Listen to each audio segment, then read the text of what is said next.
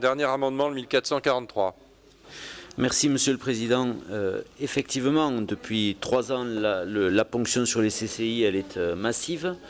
Elle s'élève maintenant à 350 millions d'euros. Elle s'ajoute d'ailleurs à un autre démantèlement qui a été opéré par d'autres un peu antérieurement, qui est celui de la compétence économique des conseils généraux et puis départementaux, qui avaient des outils d'accompagnement des entreprises au plus près des territoires et qui ne les ont plus.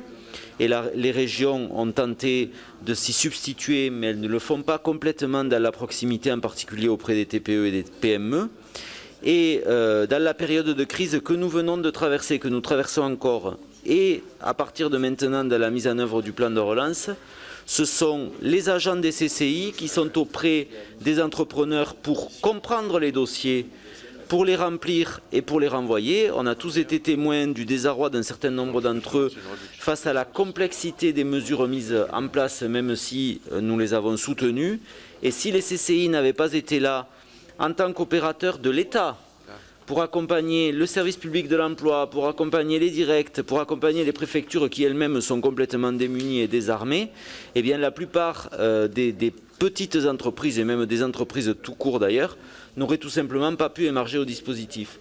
Donc je pense que là, il est vraiment temps d'arrêter cette saignée si l'on ne veut pas demain que le désert des territoires soit un vrai désert économique. Merci, Monsieur le rapporteur.